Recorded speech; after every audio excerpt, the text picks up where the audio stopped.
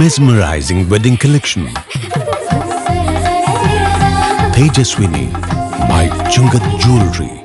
Edasseri jewellery Kalady. ഏറ്റവും കുറഞ്ഞ പണിക്കൂലിയിൽ ലൈറ്റ് വെയ്റ്റ് 916 സ്വർണ്ണാഭരണങ്ങൾ ലഭിക്കുന്ന കാലടിയിലെ ജനപ്രിയ ജ്വല്ലറി ഇടശ്ശേരി ജ്വല്ലറി കാലടി.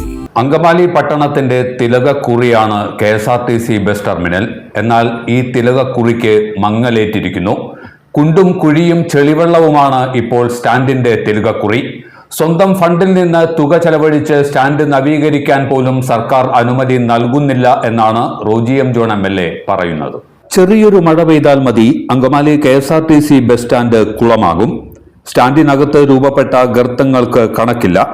ചെളിക്കുണ്ടിൽ ചാടി ആടി ഉലഞ്ഞ് ബസ്സുകൾ നീങ്ങുന്ന കാഴ്ച ഭയം ജനിപ്പിക്കും. സീറ്റുകളിൽ നിന്ന് തെറിച്ചു വീണ യാത്രക്കാർക്ക് പരിക്കേൽക്കുന്നതും പതിവ് കാഴ്ചയാണ്.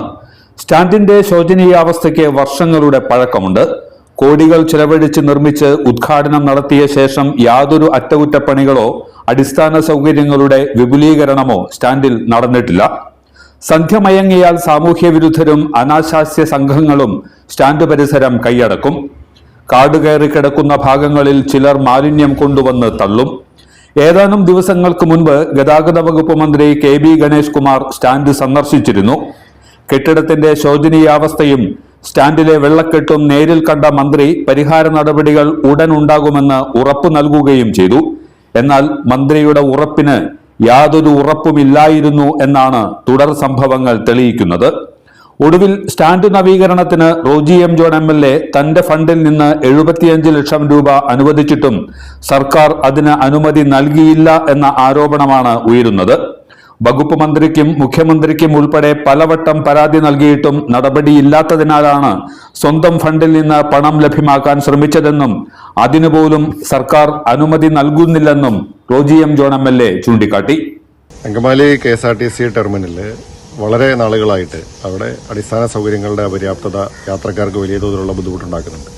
മാത്രവുമല്ല, വർഷകാലമാകുമ്പോൾ അവിടെ യാർഡ് പൂർണ്ണമായിട്ടും കുഴികൾ രൂപപ്പെട്ട് വെള്ളക്കെട്ടുണ്ടാവുന്നത് വലിയ പ്രയാസമാണ്.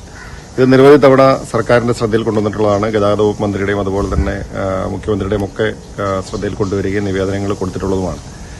ഇത് മന്ത്രിയുമായിട്ടുമൊക്കെ ബഹുമാനപ്പെട്ട ഗതാഗത വകുപ്പ് മന്ത്രി ഇവിടെ സ്ഥലത്ത് വന്ന് ഇത് നേരിട്ട് കാണുകയും അദ്ദേഹത്തെ കാര്യങ്ങൾ ബോധിപ്പിച്ചിട്ടുള്ളതാണ്.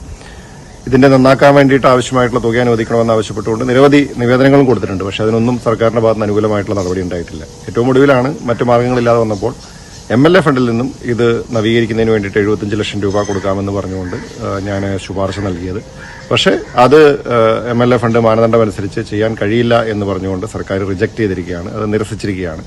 അപ്പോൾ സർക്കാർ ഇതിന് പണം അനുവദിക്കുന്നുമില്ല, എന്നാൽ MLA ഫണ്ടിൽ ഉപയോഗിച്ച് ചെയ്യുവാനായിട്ടുള്ള അനുമതിയും നമുക്ക് ലഭ്യമാകുന്നില്ല എന്നുള്ളതാണ് ഇപ്പോഴത്തെ സാഹചര്യം.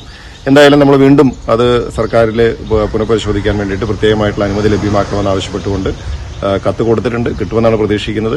ഒന്നെങ്കിൽ MLA ഫണ്ടിൽ അത് നിർമ്മിക്കുവാനായിട്ടുള്ള അനുമതി നമുക്ക് ലഭ്യമാകണം, അല്ലെങ്കിൽ സർക്കാർ തന്നെ അതിനെ തുക അനുവദിച്ചുകൊണ്ട് ഈ ശോചനീയാവസ്ഥ പരിഹരിക്കുവാനായിട്ടുള്ള നടപടി ഉണ്ടാവണം.